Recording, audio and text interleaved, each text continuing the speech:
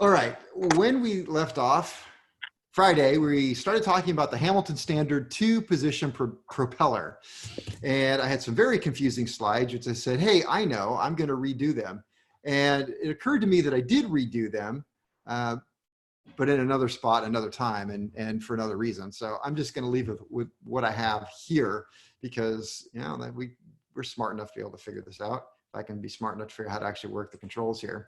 So what we have here is the propeller is currently in its lower pitch position right here. And in the low pitch position, oil has come in through here, through the transfer collar, through the center of the crankshaft, and has filled up this piston, and it has pushed this piston all the way forward, which brought this piece right here, right? You can see the backside there. It moved this forward, which drove this way, which drove the counterweight in a position that has put it in a low pitch position. So it takes oil pressure to put it in a low pitch position. Now, from here on out, every prop we look at, you're gonna be asking yourself, what makes it go to high pitch? What makes it go to low pitch? So what makes this go to a low pitch? Oil pressure does. And then what makes it go to high pitch? Well, it's going to go into high pitch here in a minute. So oil is going to get released to drain. And this counterweight is not going to want to be out here. It wants to be in line. And so it is going to roll up into here. Is released in the, I'm sorry, the other way around. It's going to roll this way. It's going to want to roll in the direction that the arrows are actually showing it now, and move this to a high position. So under normal circumstances, centrifugal twisting force acting on the blade drives it to low pitch. Whenever you add counterweights, centrifugal twisting force acts on the counterweights and not the blade, and makes it go to a high pitch. So whenever I see counterweights, I think counterweights makes it go to high pitch. So it reverses the centrifugal twisting force. Maybe it's a hard one to start with on this prop, but it's just what it is. Aerodynamic twisting force really doesn't come into play. I make sure it helps a little bit. It helps the oil pressure a little bit in this case, but that's all. So oil pressure is drained off. It is then going to let centrifugal twisting force bring the counterweights back in. They want to be down here, bring it to high pitch. So there we go. Oil pressure has drained off. The piston has moved back, and it has moved into high pitch. What makes it do all that? Pilot controls it. Pilot has a control switch that we talked about. So either, now we have one picture, either engine oil pressure is coming in and going to the propeller, or we're going to rotate it 90 degrees and it goes from the propeller and drains off into the crankcase. Not overboard, crankcase. Overboard would be bad. Can you show those other two slides? Which ones? The ones I just showed you? Yeah, the two before. Okay. Kevin, I have a question. Well, that's Mark. Did you have a question, Mark? I just wanted to take pictures of them. Okay. You got it? Yeah. You know, I could just post this in Canvas and then you'd have them. Yeah, if you want to do that. Nah, not right now. Just got to remind me. Okay. Hector. Yeah, I got a probably stupid question, but what is, if it's draining oil off, right? Uh-huh. What keeps the propeller in that position? Like why it doesn't go back, you know? Okay. So right now we're looking at this one and oil pressure has drained off. Mm-hmm. So what keeps it from, let me think. What keeps it in this position? The counterweights. Okay. The counterweights want to be here. Wait a minute. I'm screwing myself up. Okay, so counterweights, without counterweights, the blade wants to be low. So the counterweights are bringing it to high pitch. So these counterweights want to reside right in this little area here. So are you just moving the counterweights further and closer with? Yep, but they're gonna come to the end. They're at the end right now because there's a little slot right here, and then they just reach the end of where they can go. And what do we have on the other side of the oil line? Like, still have oil or nothing? It just They just drained There. off, and the valve. See, the valve is over here. Let me see. So we can just. It's kind of a shortcut, but we can just do the valve over here, and then say, well, let's see if the valve turns here, and it would go this way to drain. So it just goes down and just drips out, goes right into the crankcase.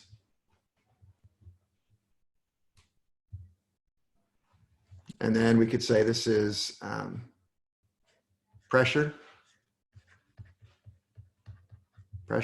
So when we want pressure, then erase. and the pressure must be high, right, to keep it in there. It's actually just, in this particular instance, it's nothing more than engine oil pressure. So I add pressure. Pressure is going to come through here. Pressure is going to build up this way.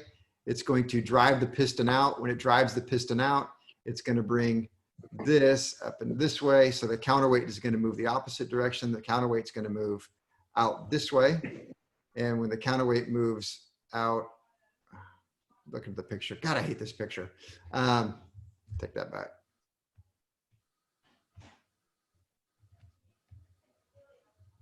And so the counterweight, once this starts filling up, this is going to go forward. It has to drive it this way. It's going to bring the counterweight in. Yeah, there we go. Brings the counterweight in. And when it brings the counterweight in, it's going to move that up. It's going to rotate that way. So right now, without oil pressure, counterweight wants to be out here. But it doesn't. It only goes that far. You guys follow that? Kind of. So when the oil pressure gives the counterweight its movement, when it moves up, or kind of, it goes opposite the direction, or not opposite direction, but opposite the angle of the blade. So when it moves up, it moves it forward.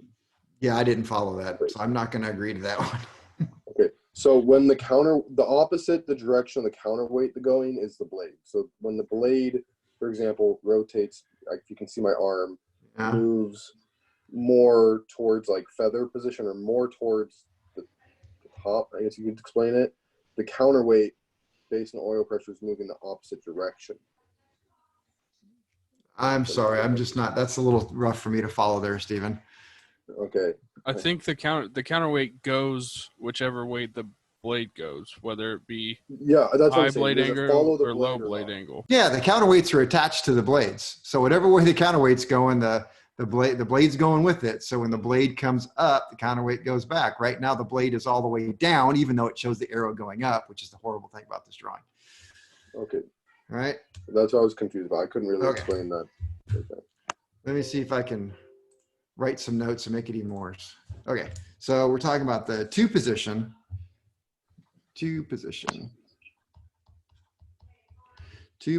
Hamilton standard.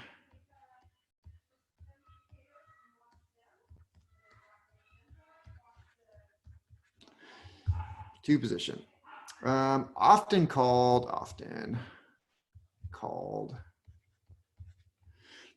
controllable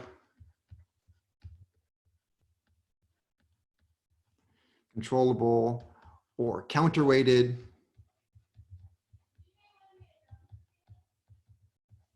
Counterweighted or two position. All right, so it's designed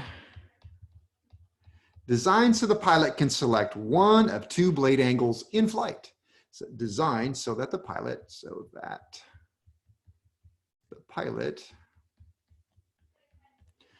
can select one of two blade angles. One of two angles in flight.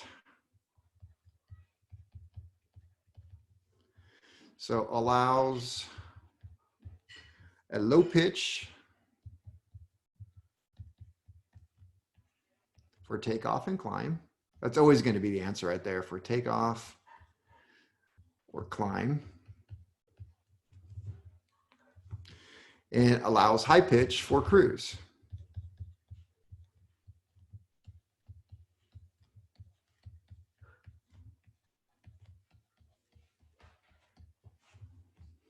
All right, so basic operation.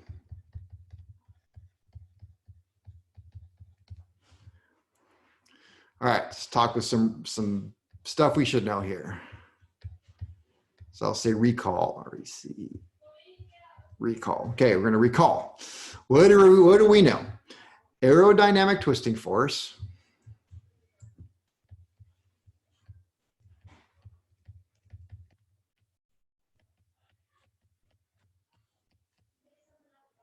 What does aerodynamic force cause the blade to do? High blade angle. Okay, aerodynamic twisting force causes the blade to go to a high blade angle. Correct. And that's toward feather. If that helps you. While centrifugal twisting force causes the blade to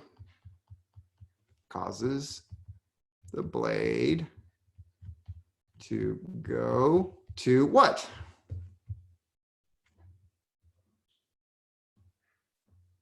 This is where you get to answer.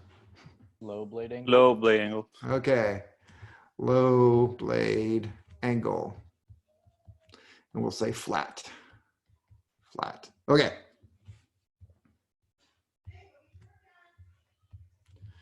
By installing counterweights. By installing counterweights on brackets attached to the control mechanism, brackets attached to, well, it's attached to the control mechanism and the blades. So I'm going to say blades and control mechanism.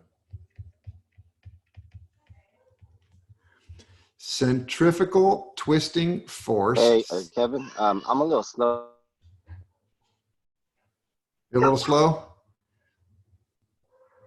Can you always stop right there? I think everybody is low. Okay. You're going a little bit too fast. Well, nobody said slow down.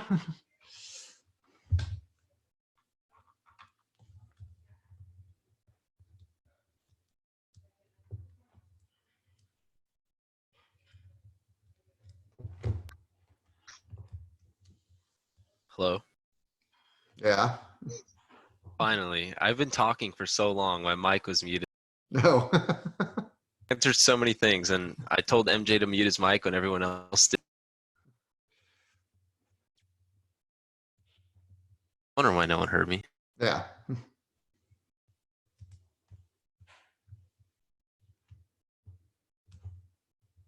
No, I have my mic and my iPad set to always on, and then when I'm not talking, it just automatically shuts off.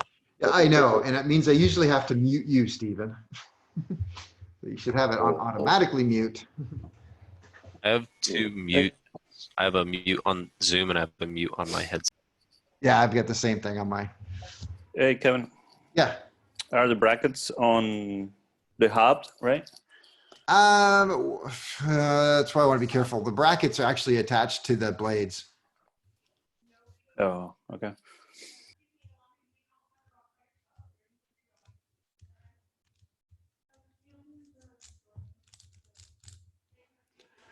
So while you're writing, I will talk to you and tell you that I'm trying to, Wednesday is supposed to be the last day of the class. I'm trying to hit our Wednesday deadline. If I don't make it, then we'll have class on Thursday, but it'll be a little bit later in the day, about an hour or so late. I have a question about the Q&As then, because there are two sections. mainly about exhaust systems on a few things like on icing and stuff. We haven't gone over a lot of, All right. especially on section 4. It says they're due on the 24th. Yep. And I didn't want to like just start guessing and then checking my answers because I want to actually know the stuff. And I was looking back at my notes and stuff. It looked like you didn't go over a lot of that stuff. I didn't. Nope. So you're gonna have to read about that yourself. Okay. Okay, Eric, how we doing, Eric? Good. Okay, I'm gonna keep on moving then. So I'll go back to point B. By installing counterweights on brackets attached to the blades and then through the control mechanism, centrifugal twisting force then can be used to drive the propeller, the prop, to high pitch.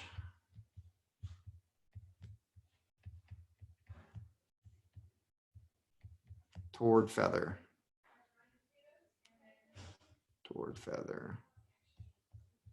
So you see what we did is we just took centrifugal twisting force and did the opposite with it. So normally without counterweights, centrifugal twisting force causes the blade to go to a low blade angle. But now I add counterweights and centrifugal force is used to go to a high, I shouldn't say pitch, I say blade angle. So counterweights reverse what centrifugal twisting force does. And since centrifugal twisting force is the greatest force involved, it is always going to win.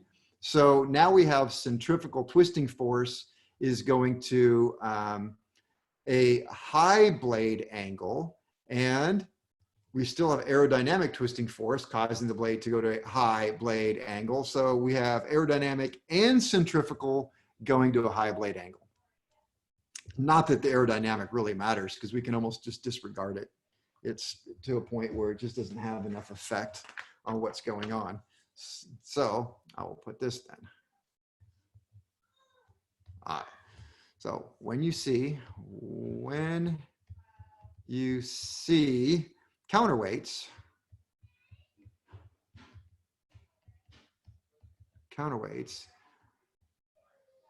that usually, I'm probably writing usually because there's probably some weird thing out there that I'm thinking of, means centrifugal twisting force equals high blade angle. So counterweights, centrifugal twisting force, high blade angle. Right? So that's why it's reversed in this propeller and a lot of other props too. So engine oil pressure, and that's pressure right off the engine oil pump. There's nothing special about it, is used to overcome the centrifugal twisting force and drive blades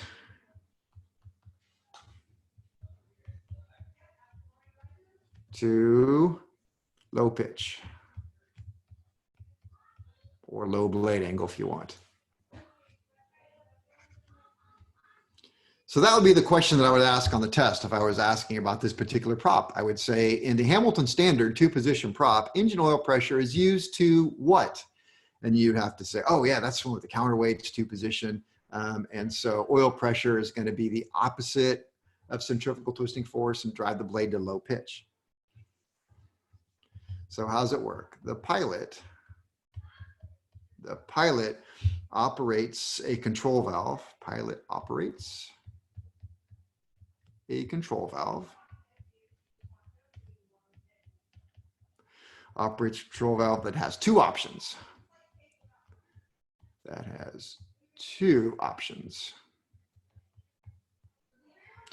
And what are those options? Option one is send oil to prop. And if you do, then you have engine oil pressure is used to overcome centrifugal force and drive blade to low pitch. So send oil to prop, low pitch, or drain oil from prop. Drain oil from prop And I didn't put it in my notes, but that would be,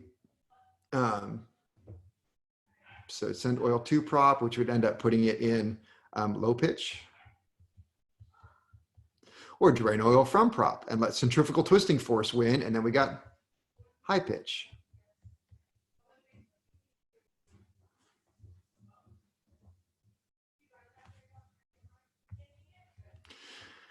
And let me say that again in another way here. So we'll say low pitch. Low pitch slash takeoff. Slash takeoff. All right. So in the cockpit, the pilot moves lever forward.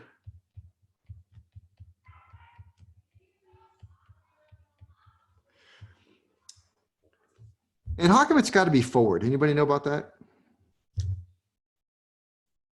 Isn't everything fast forward, more power? There you go. That's exactly the right answer. Everything has, and that's in the FAR. So everything's got to be forward is more. So that's more what? More RPM. So pilot moves the lever forward because they want more RPM. It's like the gas pedal. Like the gas pedal. RPM. So pilot moves the lever forward to high RPM. Remember, it's two positions. You got forward, you got backward. So pilot moves it forward, and then the control valve. Control valve directs oil to the prop cylinder. Directs oil to the prop cylinder.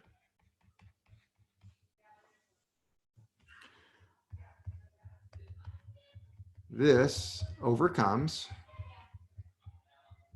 the centrifugal twisting force and moves the prop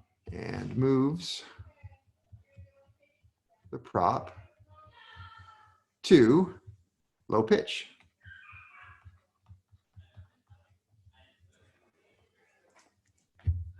And that's pretty standard across all props. No, not at all. Not at all. This is only, well, some of the stuff I said is standard about the counterweights and oil pressure, but this is the most simplistic prop of them all.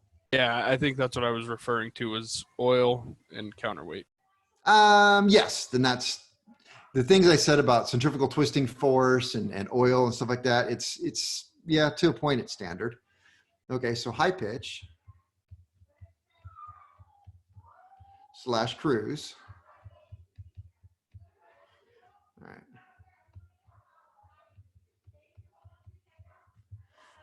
right. Hang on one second. I'll let you get caught up.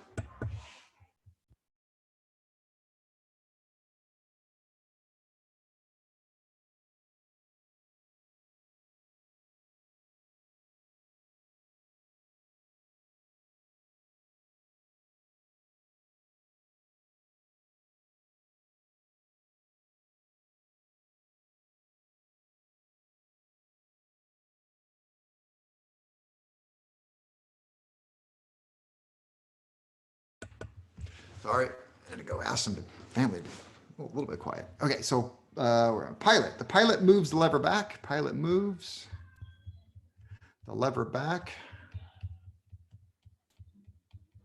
The lever back to low RPM, position. The control valve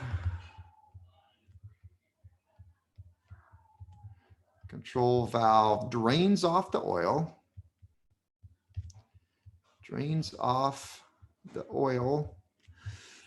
from the prop cylinder.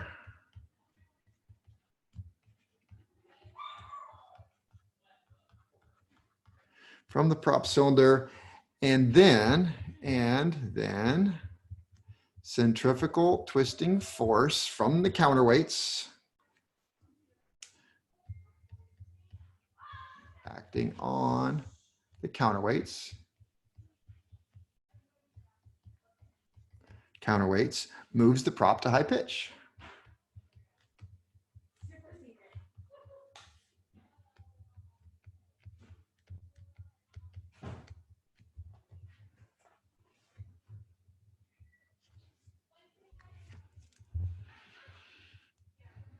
Hey, Kevin. Yeah. So how does moving the counterweights forward and backward change the amount of centrifugal twisting force that affects them? Okay, so there's always centrifugal force acting on them. Always, all the time. That centrifugal force never really changes. But you said the centrifugal force acting on the counterweights moves it to high pitch. So how does that, what do you mean by that? By moving those weights, how does that change the amount of forces going one direction or the other, to feather or unfeather? Okay, so let me pull this back up from current slide. Okay, so understand that this, just like even if there wasn't counterweights, centrifugal twisting force is always acting upon the propeller in some way. Without counterweights, it's always acting on it's always acting on the blades and it's still always acting on the blade. So it's without counterweights, the centrifugal twisting force always wants to bring the blades to right here. It wants the blades in line with this. So centrifugal twisting force wants the blade to be here. Okay, but I've added counterweights, and the counterweights, because they're way out here, they're not heavier by a long shot. These blades are stinking heavy. But because we're out here in this way, it wants to now bring this counterweight. It wants to bring the counterweight to right here. That's where it wants to be. Well, it's not going to get there because there's stops in there. So it's always going to bring it all the way back this way and try and bring the counterweight here. So centrifugal twisting force always wants to make that go this way, which consequently means the blade is going to be in this position. So this is really as far down as it goes. So the blade wants to be in this position by centrifugal twisting force. So again, centrifugal twisting force will always bring the counterweight this way and put the blade in this position. That's where it's going to be. If we had no oil pressure, which in this picture we don't, that's where it's going to be. Now, it just so happens that the amount of oil pressure that is allowed to come in here and go in here and fill up this area, pressing on this piston, is more pressure than the centrifugal twisting force. So the oil pressure is going to win, and it's going to start pushing this piston out because the oil pressure wins. Let me go to the next picture. There you go, the previous picture. Okay, so now the oil pressure has filled this up and it wins. And it has moved. Remember that the counterweight wants to be right over here. It wants to be in line with this. But it can't. It's pushed it further way back over here. It hates being there. This is really pissing it off, to be quite honest with you.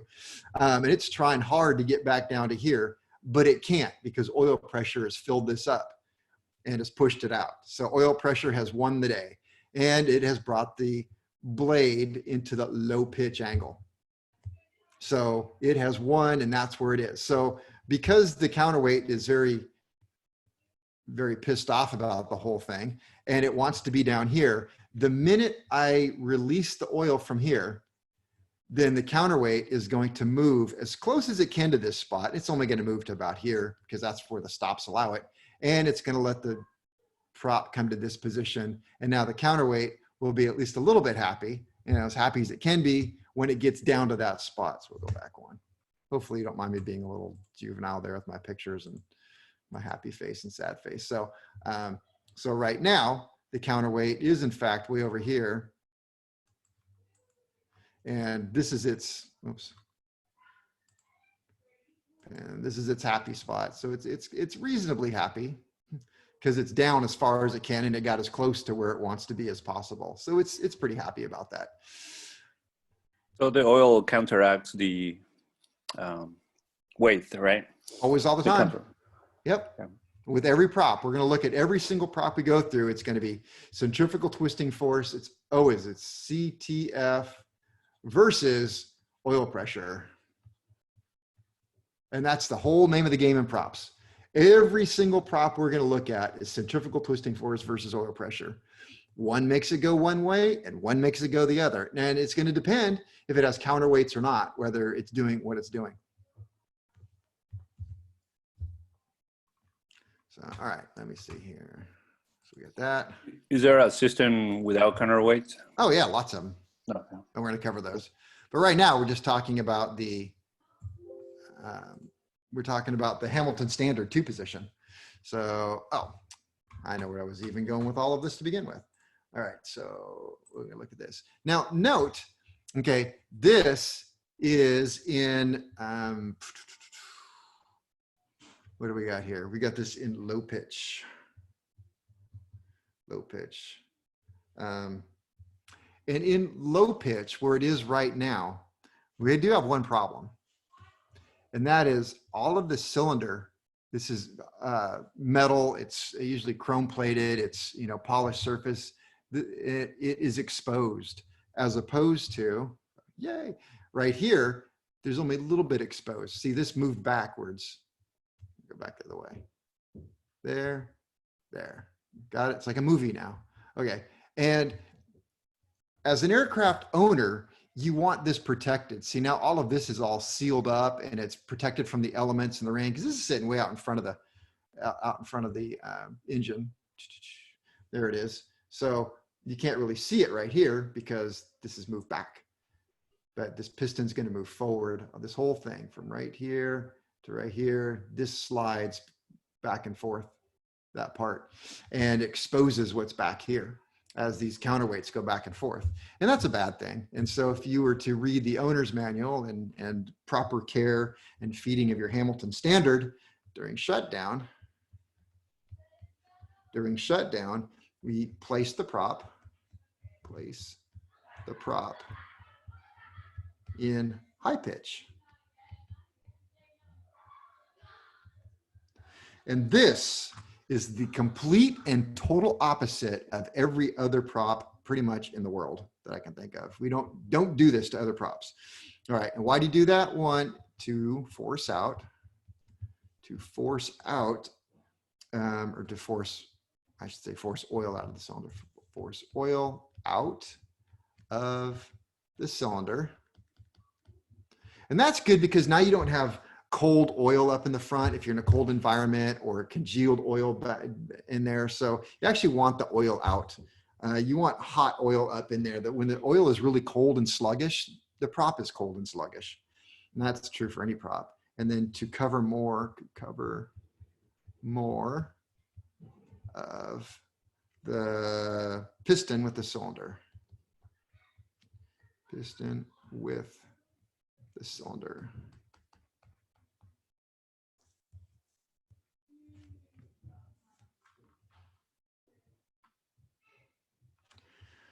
But that is really how it works. And we're going to go through this again and again. We'll just do some other props here too. So we'll do system components. SYS, system components.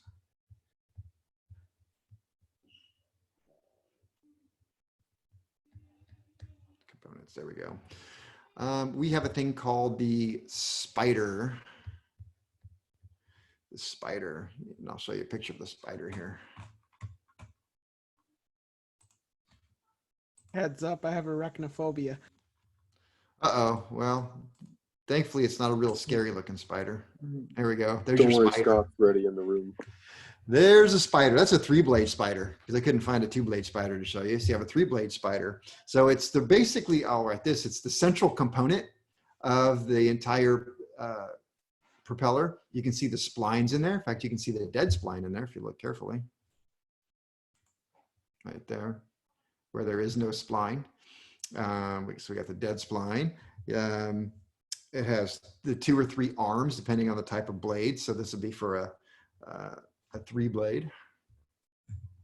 So we have the spider. It is considered the central component. Central component.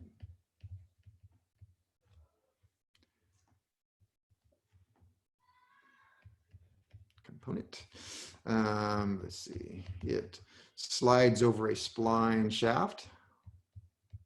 Slides over a spline shaft. These props, they make them in different sizes, but even the small ones, my gosh, they are heavy. has 2 or 3 arms, 2 or 3 arms. Arms depending on the number of blades.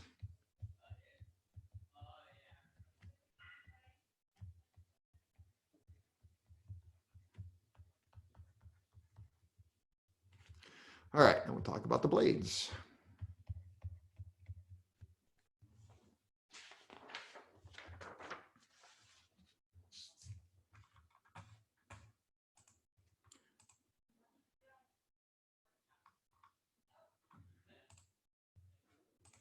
Actually, we can look at a few other pictures there. So we have the spider, and where does that go into play? Like I said, I had a hard time finding really good pictures for you. So here's a spider for a 2-blade, but you can see how the spider is the central component. And then you can see the mechanism that's going to go on here. You have the mechanism that, here's the counterweight hanger. Here's the counterweight. We have the counterweight stops inside of there that stop the prop at certain degrees. You can see the rear cone that we talked about. Let me see, we should be able to see. This one is, there's the front cone. This is the nut that holds it on. So then it's all held on by that. Then the, let me see, cylinder. So this is the piston cylinder, then slides over top of that, and that's put on. And then you have a screw on the outside. If you don't put it all together right, well, I'll tell you a story.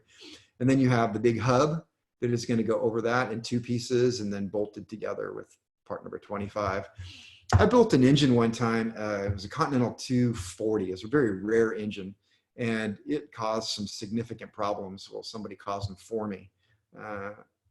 I caused one of my own, but I fixed that. But that's a whole nother story. But anyway, what happened was the person who put the prop on didn't get all the seals inside of here. And so when they started the aircraft up, the oil came through, went through the piston, drained itself out, went down the blades, and absolutely soaked this airplane in oil. It made a huge, gigantic mess. So, because right in here is where, let me see my laser pointer. This is back all the way, but this right here is going to fill full of oil and move forward. See how it's going to move forward, go into low pitch, and then the oil can drain out through here if the seals aren't put in and stuff. So there we go. So we got the spider in there. We got the blade assembly went over it. You have the roller bearings that are going to take the thrust load and then actually allow it to rotate. What's next in line here? Welsh bolts. Okay, blades. Let me see. Usually aluminum.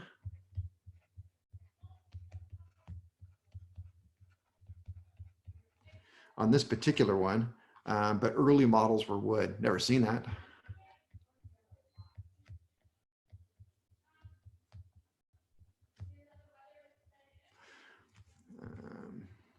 We have the counterweight assembly.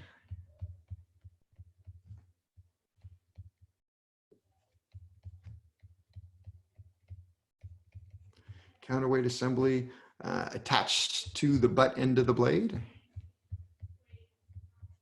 Attached to the butt end of the blade.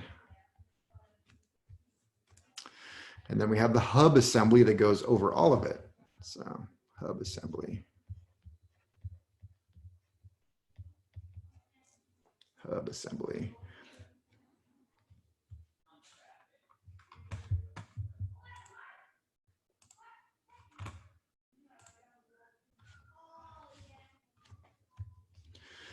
Hub assembly consists of 2 steel halves.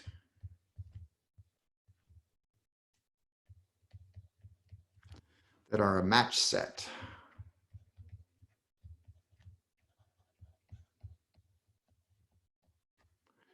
Match set. They contains the bearings and the spacers.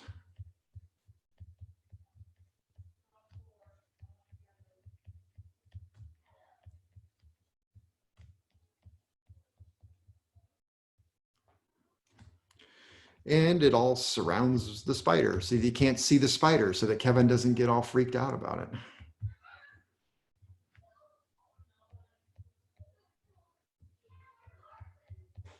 How thoughtful.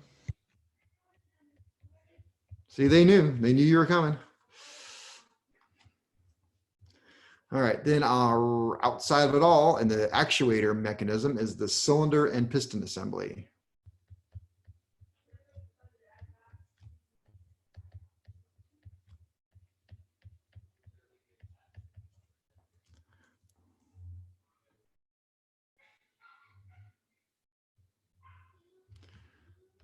Let's see. The piston threads through the cylinder and onto the crankshaft and actually holds the prop to the engine. So the piston threads through the cylinder,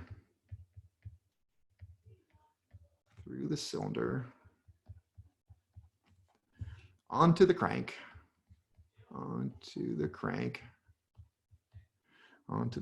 and actually holds the prop to the engine.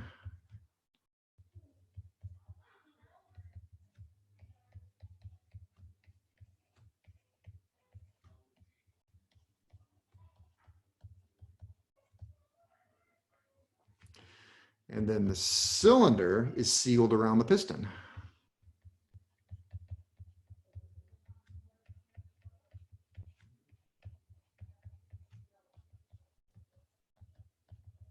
Cylinder is sealed around the piston.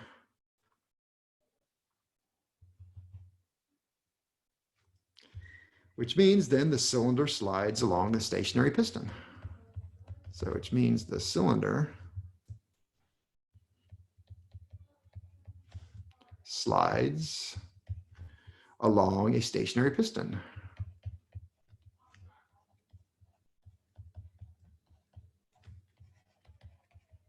Which is kind of backwards.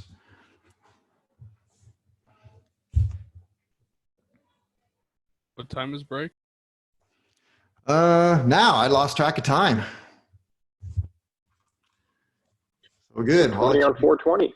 I know. Just going like crazy.